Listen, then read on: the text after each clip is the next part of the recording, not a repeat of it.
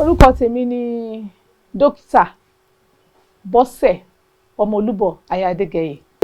Ṣé mo pé ṣé wa kò ìgbà yẹn mi tí ẹ ti di dókítà bọ̀dá mọ̀ pé mo mọ̀ kankan nítorí background mi.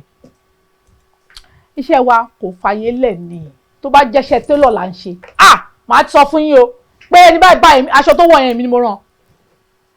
Tó bá pé shoemaking là ń ṣe, bẹ́ẹ̀ ṣe Davidson máa sọ pé gbogbo bàtà tẹ́ wọ̀ yẹn ẹ lọ pé kí ní báyìí máa mention. Iṣẹ́ wa ò gbà ni. Confidentiality is our job. But God has used me for some prominent people in this nation. Tó yẹ pé báàgì ogun tó máa gbé wá báyìí máa ń gbé wá nìyí. Ọlọ́run ti lò mí fún ọ̀pọ̀lọpọ̀ èèyàn torí iṣẹ́ tí mo gbà ni. So mo believe pé iṣẹ́ yìí is a calling for me. God just wants me. God wants to use me for people. It's not the money. Ẹlòmíì máa treat ẹ under 20,000. Tara ẹ bá yá nǹkan tí ò rí tó rí. Á wá fún mi 500,000. So iṣẹ́ yìí is a calling for me. I don't go out there because of the money. Torí ẹlòmíì máa mú báyìí máa kọ oògùn tó máa lò ní. Ẹlòmíì máa ní omi báyìí ni. Ẹlòmú tó bá dọ̀la ẹ rí mi for 24 hours. Ẹlòmíì máa sọ fún pé coconut water kókó lọ fi gbàwẹ̀. Òun nìkan ni kó mu for 24 hours kó dẹ̀ máa bọ̀. So tó bá dé ọjọ́ kejì mo ṣẹ̀ṣẹ̀ máa bẹ̀rẹ̀ capsule tablet or anything tó fẹ́ lò. So mo believe pé iṣẹ́ yìí is just a calling. God has used me for a lot of people and they appreciate they appreciate so much. A lot of people náà tí mo nígbà tí ó ń ṣe pé à ń polówó hospital but ẹ máa débi ẹ máa bẹ̀rù ni because they will tell this. Mi ò dẹ̀ ní price. Bá a ṣe ń treat àwọn èèyàn tí owó wa lè wọ́n bẹ́ẹ̀ náà la máa treat ẹni tó yẹ pé a máa treat lọ́fẹ̀ẹ́. Ó wà àwọn nurse ló wà níbẹ̀ wọ́n máa treat lọ́fẹ̀ẹ́ tí wọ́n lè afford oògùn wọn. Ọmọdé kékeré láti ọmọ kékeré ọmọ ọwọ́ títí dé ọmọ ọdún 4 a kì í gbowó ń bí o. Tí wọ́n bá dẹ̀ ti pé ọmọ 70 years tó bá ti wá síbí àwọn tó bá sọ pé òun ló wọn ọmọ tó lè sanwó ẹ̀ ní gbowó lọ́wọ́ ẹ̀. Àwọn tó bá ti pé 70 years tó bá ti wọ bíbá ẹ̀ wọ́n gbọ́dọ̀ attend sí immediately wọ́n gbọ́dọ̀ máa tọ́jú ẹ̀ lọ. Tàbá wá rọ́mọ ẹ̀ tó pè wá àtirẹ́ńtà treat bẹ́ẹ̀ yẹn rí ta ní kó má sanwó tí ọmọ ẹ̀ ti fún wa 100,000. Ó ní kí ni treatment bàbá òun aṣírò gbogbo ẹ̀ fúnjọ́ mẹ́ta ó jẹ́ 72 or 73,000. A ní but a ti rí wọn pé age wọn ó dẹ̀ fún wa ìyókù mo dẹ̀ pín fáwọn nurse. So ibi báyìí Ọlọ́run kàn fún mi pé kí n máa ṣiṣẹ́ tèmi kí n máa ṣiṣẹ́ tèmi kí n sùn kí n jí kí n wo ìlànà nǹkan tó ń kọ́ mi kí n dẹ̀ tún béèrè lọ́wọ́ Ọlọ́run pé kí ni mo tún máa ṣe.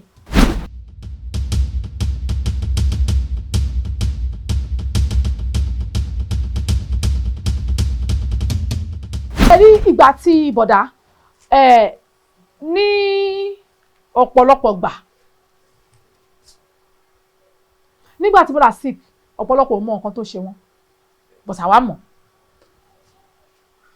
nígbà tí bọ̀dá sick nígbà tí àwọn náà lè fún mi ní àǹfààní láti mọ̀ because wọ́n pè mí torí mo tẹ́ máa ní kí n name àwọn ọ̀gá mi wọ́n wà ó jẹ́ kan nu wọn ṣe understand òun ni mo ṣe máa ń sọ pé nínú iṣẹ́ entertainment yìí ọ̀gá 4 ni mo ní. Ó nídìí tí Aládé Arómiré tó ṣe ju Gbenga Adeboye lọ nínú ọ̀gá mi. Ó nídìí tó yẹ pé Aládé fi jù wọ́n lọ but ọ̀gá mi ni. Kò ń ṣayé ìgbà tí wọ́n máa ń sọ pé ọmọ ọṣẹ́ ọmọ ọ̀dọ̀ ni but ọ̀gá mi ni tòró kọ́ mi iṣẹ́. Ìgbà kan kò síbi tó lè wọ̀ tó ti lè fẹ́ sọ̀rọ̀ mo máa wà ńbẹ̀. Kó tó di pé wọ́n ṣẹ̀bẹ̀rẹ̀ sí káwọn ọmọ ṣẹ́jọ ni o. So ó dẹ̀ jẹ́ni tí ó yàtọ̀ pátápátá gẹ́gẹ́ bí mo ṣe máa ń sọ Gbenga Adeboye is different. Anybody tó bá fẹ́ mọ̀ kó mọ̀. Aládé Arómiré ó nímọ̀ ni. Ó ní ìmọ̀. Ó kọ́ ìmọ̀. Ó wá ní brain. But Gbenga Adeboye ò ń ṣe èèyàn. Ó ń ṣe normal person. Yes, ó ṣàní. He's not a normal person. Tí ẹ̀ tún yàtọ̀ sí pé toro smart because nǹkan tó fún mi láǹfààní yìí ni pé mo jókòó mo wára mi gbogbo nǹkan tí mo ṣe lé ní ṣe mo gbọ́ alátọ̀run ni ẹ̀kọ́ àti ìmọ̀ ni mo ní ẹ̀kọ́ tí wọ́n kọ́ mi mo wá lọ gba ìmọ̀ right mo kàwé mo ń ṣe research ló jẹ́ kí n mọ nǹkan tí mo mọ̀ you understand spiritually mo rò pé I'm not too kò ń ṣe pé spiritually mo mọ̀ pé there's something about me but I can't split it because I'm not a prophet. Mi lè sọ nǹkan tó wà nípa mi nípa spiritual but my mind tells me that there's something about me but ìyẹn máa ń gbé sẹ́gbẹ̀ẹ́ ni because I cannot prove it scientifically. I can't prove it. So but ìyẹn ló wá fún mi láǹfààní láti lè identify èèyàn méjì tó jẹ́ pé eléyìí ó smart, ó ń kàwé, ó ń pass, ó mọ gbogbo ìwé ẹ̀ títí a bá kọ ó máa mọ̀. Ó yá jẹ́ kí n mọ̀ yẹn yàtọ̀ sí pé eléyìí gbogbo nǹkan tó máa ti nǹkan tí ò sí class tó kàn ṣe báyìí ó ti mọ̀. Nǹkan tó bá kọ sọ lójú ẹ̀ ń sìn tó bá kọ sọ pé bọ̀dá o ìdérí kíní kọ́lẹ̀ yẹ́lò ni ẹ bá sọ ń pa ẹ̀. Ká dẹ̀ máa sọ̀rọ̀ lọ gbúrúgbúrú. Ó yàtọ̀ sí ẹni tó sọ pé tó bá mix blue àti kíní kan ayọ̀ kọ́lọ̀ yẹ́lò then kíní yìí orí round báyìí òun ni tèmi. Wọ́n kọ́ mi kí n tó mọ̀ ni. Wọ́n kọ́ Àlàdé kó tó mọ̀ ó wá ní ìmọ̀ láti wo ọjọ́ iwájú kí ló lè ṣẹlẹ̀ kí lèèyàn gbọ́dọ̀ máa ṣe sílẹ̀ ń sìn ohun tẹ́yìn ò tí rò Àlàdé ti rò ṣùgbọ́n Gbénga ò nọ́mà. Bàbá Gbénga nǹkan ẹ má yẹ ká tanra wa jẹ mi ò tí rí irú ẹ̀ ní gbogbo àgbáyé kò ń ṣe Nàìjíríà Áfíríkà nìkan ẹ̀yin náà mọ̀ pé nísìnyí tí máa lọ sí the whole world mo máa ń ka ìlú tí mi tí dé ni mo ti dé àwọn ìlú o mo ti bá àwọn Indian ṣe mo ti bá àwọn China ṣe mo bá àwọn ní magician àwọn májíkì tó yẹ pé wọ́n lè sọ ara wọn di nǹkan míì tí ò ń ṣe pọ́rọ̀ bójúbójú o ṣùgbọ́n Gbénga Adébóyè àfẹ́ tó bá tan rẹ̀ jẹ́ o àfẹ́ tẹ́ bá súnmọ́ because tẹ́ bá jí délé ẹ̀ ní 6:30 tẹ́ bá gbé ìwé yìí Fubara Gbénga á ṣí báyìí.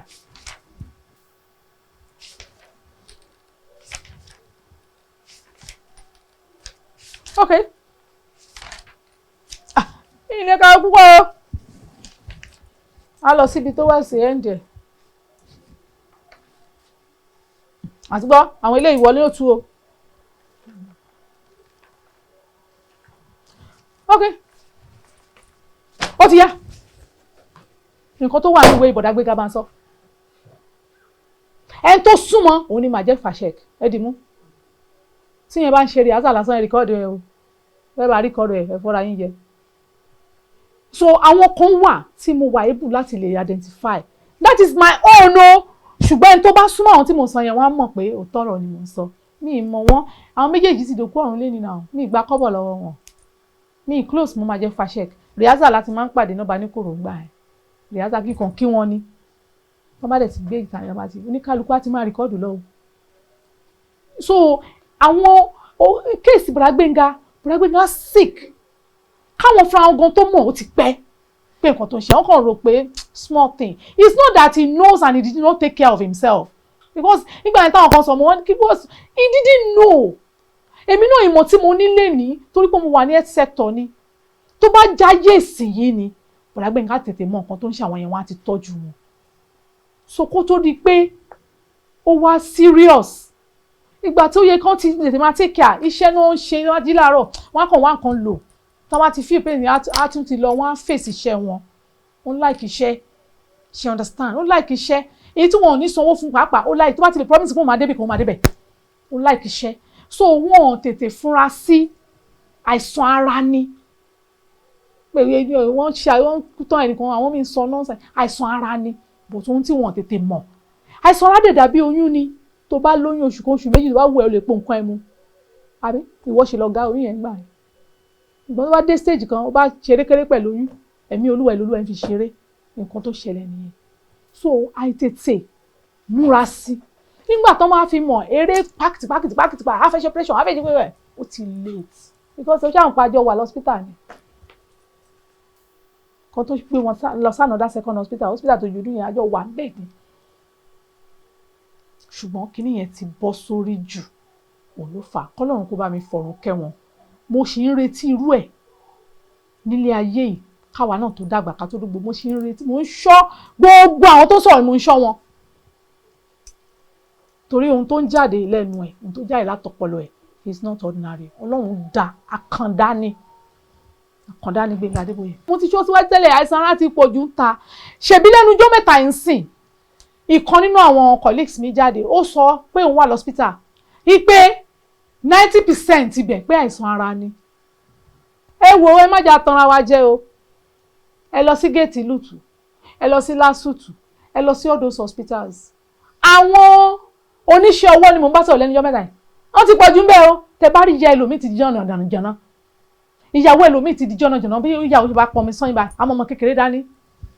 Àìsàn tó yẹ kán ti bójútó láti ọdún 10. Gbogbo nǹkan tó ń mu yẹn, ẹja sẹ́nu, ẹ ṣe kinní kan tó ń mu yẹn.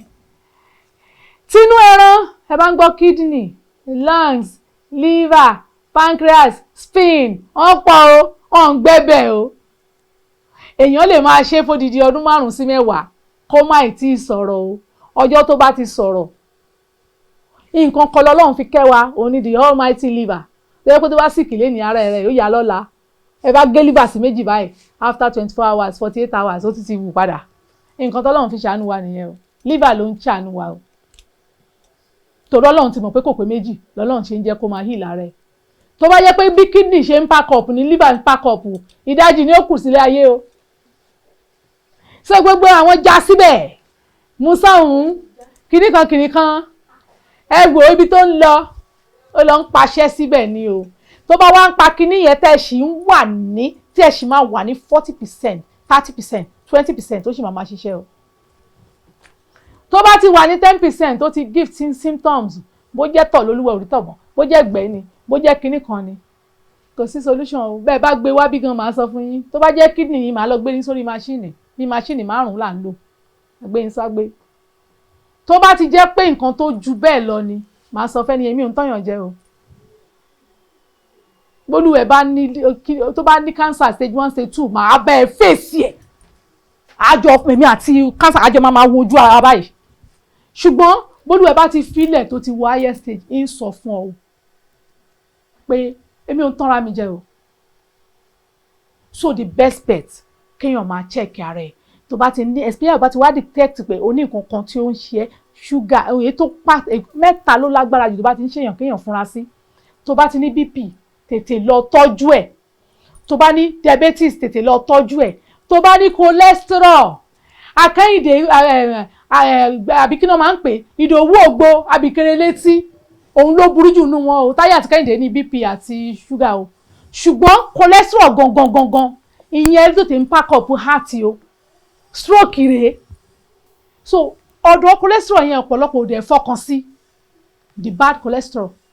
So téèyàn bá ti check mẹ́tẹ̀ẹ̀ta yẹn, tó bá ti ní mẹ́tẹ̀ẹ̀ta yẹn tó forí tó ti ń wọ́, kéèyàn tètè lọ tọ́jú ẹ̀ o. Téèyàn ò bá tọ́jú ẹ̀, àwọn ni o. Ṣé understand? Torí jẹ́jẹ́ lómìnira lóhun ò mu ọtí rí báyìí láyé òun á dẹ̀ ní kidney problem. Kò ń ṣe ọtí o. Kì í ṣe ọtí wà lára nǹkan tó ń fà ni. Ohun tó fà jù, the first number 1 causes of kidney failure is high blood sugar. Only number 1 cause of kidney failure. The number 1 causes of heart problem is high cholesterol. She understand? So liver ní tiẹ̀, fatty liver ní o, hepatitis ní o, liver cirrhosis ní o, wọ́n pọ̀ jọ. Ṣùgbọ́n the best ni pé téèyàn bá ti rí pé òun ti jí, òun feel bákan, bóyá ara òun gbóná sí, òun tọ̀ ìtọ̀ òun rí bákan, kéèyàn tètè lọ kó lè jẹ́ kíákíá. Tó bá jẹ́ni tí òun ṣe àyẹ̀wò lóṣù 3, àmọ́ àyẹ̀wò ẹ̀mẹ́ta lọ́dún ó dáa, oṣù 4 ṣàyẹ̀wò. Kéèyàn fi mọ̀ pé tí nǹkan bá ń bọ̀ ńlẹ̀, owó dókítà kékeré bíi tiwa báyìí, á tètè lè ká.